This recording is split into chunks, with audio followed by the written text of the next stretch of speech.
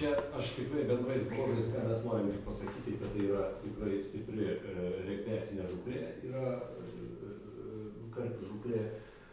Čia mes prirašėme gal daug punktų, čia tiek daug punktų išrašyti iš tokių rašinėlių, iš tokių paklodžių, patys pagrindiniai punktai, ir klubai, ir būreliai, ir gamtos puoselėjimas, apie ką mes labai dabar dažnai kalbame, ir populiarumas, kas šiuo metu, kas mus pačius stebina pagal apklausą, pagal parodą, pagal skaičius, pagal tam tikras formulės. Mes dabar priskaičiuojame apie 10 000 karpių žvejojančių žvejų Lietuvoje, nors tie skaičiai buvo labai mažiukai kažkada.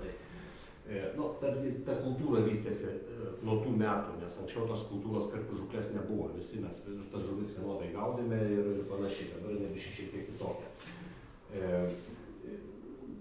Taip, iš kartais sakau, kad apie karpių kiekis yra mūsų nuomonė labai per mažas įžuvinamas Lietuvoje, kad ta bendruomenė toliau vystytųsi. Tai ir turizmas, ir pats tas verslas, ir ypatingai kas mūsų domino, kad kaimo turizmo atstovai jau domisi, kaip išnaudotas privačias pakrantės, kaip ir Egidijus minėjo, kad taip, karpininkam reikia šiek tiek komforto kitokio, bet tai čia yra kitokia kultūra, čia yra kelių parų žvejyba ir tai apima ir, reiškės, labai visą šeimą, ne tik kad vyrus, kas dabar pas mus labai populiaru, ir vaikus pritraukia, ir žmonas, ir tai yra kaip išvyka. Vieni mėgina išvažiuoti į kalnus palaipioti, paslidinėti, kiti karpių žvejybą užsiima. Tai čia yra toks hobis jau atskirai. Po to sportinė karpių žūklė, tai čia iš viso turbūt neminėsiu, kad mes pastaraisiais metais mes ten didelius pasiekimus turime ir 16 metų pasaulio vicečempionai, ir praeitų metų turime asmeninį auksą. Kiti žvejai daugiau gali pasigirti, kaip ir po ledinės žūklės, jiem geresnės sąlygos Lietuvoje yra, aišku, kitais metais mes turime pasaulio čempionatą po ledinės žūklės Lietuvoje daroma, ir mes ten dalyvausim, aktyviai dalyvavom šitoje veikloje. Ir čia tikrai nepagrindiniai aspektai, kuriuos norėjau paminėti, kad reikia laikytis mokslininkų rekomendacijų, ir mes tikrai visą laiką už. Pasiginčiam, kartais pasiginčiam, bet tikrai pritarėm viskam. Po to introdukacija, tai čia vėlgi reiškia, kad gal su mokslu nesiginčysi, neinvazinė ta rūšis, aš taip manau. Taip. Jie išnaršina, taip, bet labai yra nedaug Lietuvoje ežerų, kur išnaršina, o kad išgyventų pilnai, tai per pirmą žiemą jos dažniausiai suryja ešeriai ir lydekos, nes jie labai pasyvų žiemą būna, beveik snaudžiančiai būsenai.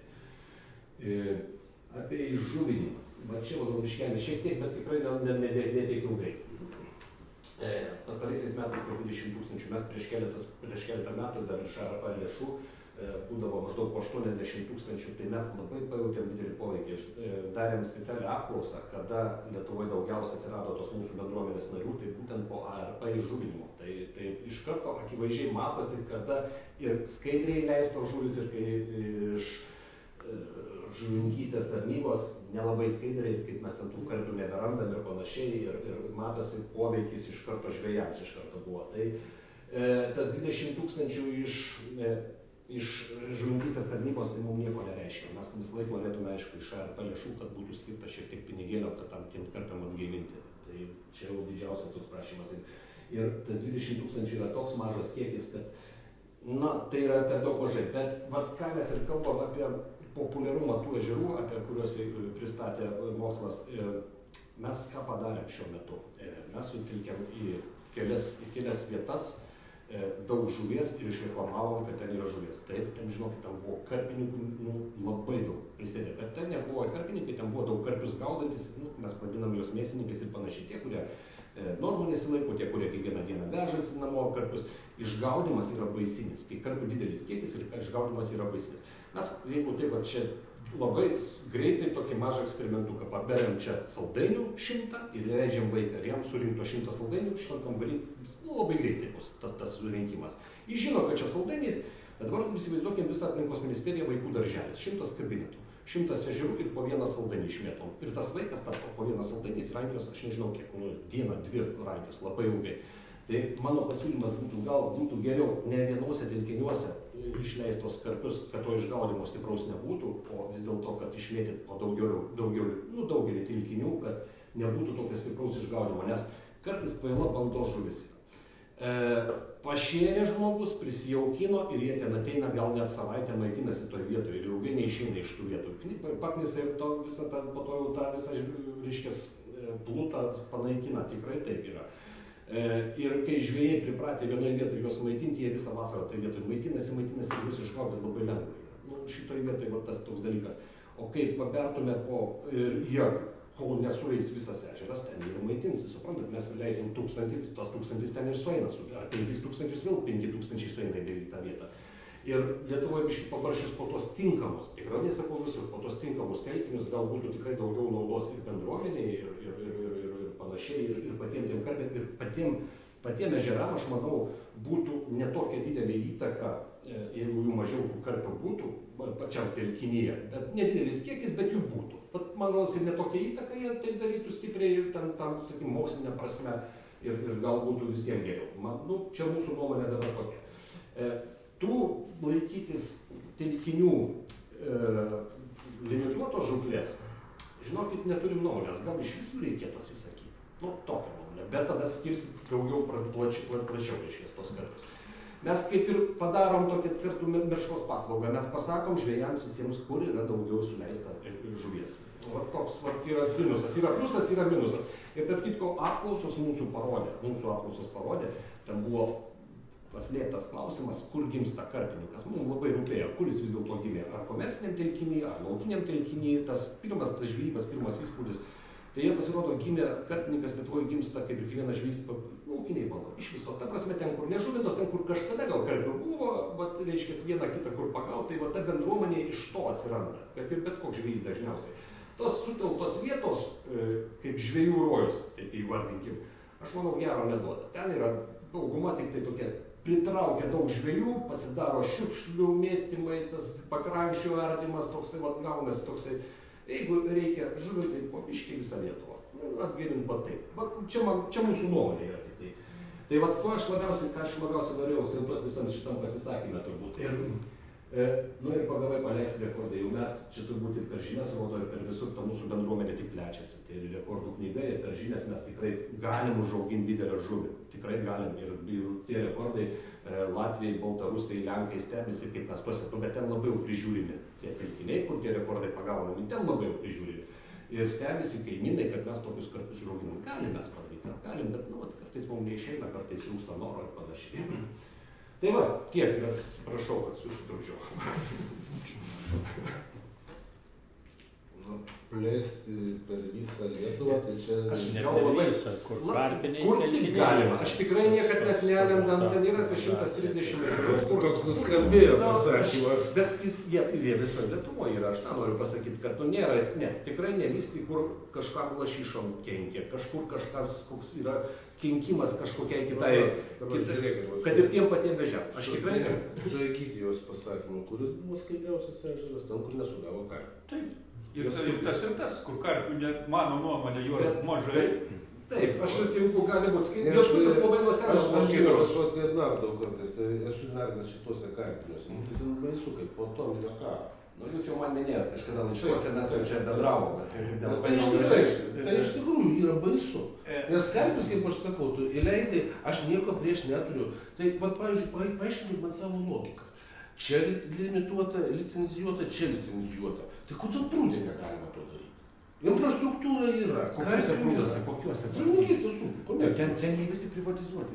Nėra valstybinio, nėra tvenkinių, Lietuvoje labai daug. Tvenkiniai, prašom, visą laiką mes ir bandom ieškoti, sąrašą surast. Visą laiką užtvankas iš tvenkinius, tik tai sakau, tos bijau iniciatyvos lašišos dienoraščio, kad viską griauti. Tai va, dėl to šitoje vietoje noriu prisilaikyti dėl tų užtvankų, nes ta iniciatyva labai... Nevyksta, lašišinės upės bus. Tos pačios komercinius, tai norisi žvejoti gamtoje, norisi būti gamtoje žvejoti. Į tą komercinį įlysti. Kaip tas atrodo tvenkinys? Kai suleidžia karpių. Gerai, aš suprantu, gal ten didžiuliame ežere nesimato taip akivaizdžiai, bet mažiukas ežeras, tai iš karto pasidaro pieno vos nespalvos vanduo. Tai bet tokia rekomendacija yra, kad ne po daug, bet po keletą, kad būtų tikrai pagalba. Nereikia, negalima ten daug tų karpių leisti. Žodžiu, dėl to, kas liečia, sakau jau, ten dėl tvenkinių dar galima ginčytis, bet jau į natūralius tai tikrai, visas pasaulis draudžia. Tai visi durniai? Ne, nedraudžia. Pasaulis nedraudžia. Nėra. Natūraliuose vandens telkiniuose? Ne, čia reikėtų pasigilinti. Nu, aš nežinau, kur galima natūraliuose vandens telkiniuose žuvint karpius. Kad ir kaiminiai Latvijai dabar puikus pavyzdys, natūralus vandens telkinys atiduotas žvejams ir aišku, jie pagal kitokias programas dirba. Čia yra visa problema. Visiškai kitokią programą, jie pagal kaimynus kažkaip įdomiai, reiškia, tas rajonas, kuris naudoja daug teršalų, nuodų, susimoka žvejams ir už tos pinigus tiksliau netiesiogiai, reiškia, žuvivaisa. Tai karpis leidžia tos ežerus ir, nu aš nežinau, gal pas juos kitokia. Nu, aš žinau, konkrečiai ežerus atsimenu, dar kažkur 85, 6, 7, bijau sumeluoti, tiksliai. Buvo du gražūs ežerai, Duburys, Duburaitis, privarė karpių. Po 3 metų ten buvo absoliutų bala pasidarius. Ir prireikė, o dabar jie tik tai atsistatė po kiek metų. Kiekiai. Nu, reikia žiūrėti vis laik logiškus kiekius. Nu, negalima šitaip.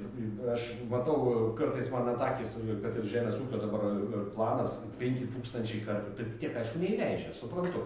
Bet kaip, pavyzdžiui, jeigu įleisti bet kokį ežerą, įleisti 5000 kokių 2-3 kg karpius, taip, ežeras iš karto bus 10 metų drumstas. Nu taip, tai nelogiška yra. Nu, tai ir iš karto reikia žiūrėti, kiekis. Jeigu Duburaitė, aš puikiai žinau tos ežerus, jeigu ten pripylė tų karpių, nu nelogiškai. Neatsimenu, kiek, bet žinau, nelogiškai tau tai taip, tada bus poveikis. Reikia kalbėtis apie tai, kad reiškia, kad poveikis daromas nuo didelio kiekio. Karšiai, jeigu didelė populiacija būtų, bet kokiame ežere, jie išknistų baisiausias dugnas būtų, bet nu kadangi jie savaime reguliuojasi. Dabar viskas tinka. Labai gerai, kad buvo diskusija iškilusi ir manau, kad ir aš pasiūlymą. Matau aš jį. Reikia paruošti naujas normų, vieną eilutę, karpiai, kuriais būtų galima žuvinti, kad jie būtų, kaip jūs sakote, 2 kg, 3 kg ir 20-30 į vandens telkinį. O dabar mes negalim rašydami planų naudotis kitkuo, nes yra patvirtintos normas abiejų ministrų. Tai tas normas dabar keičiama. Nu tai va, tai dabar vieną eilutę reikia siūlyti tuoj pat, kad ta eilutė atsirastų ir viskas bus įmanoma išspręsti. Bet daugiau telkinių mes apie tai. Nu tai va, tai sąrašus reiks derinti. Nebūtų augalai, kurie irgi gali būti sunaikinti. Vežėjai, kad negyventų dabar.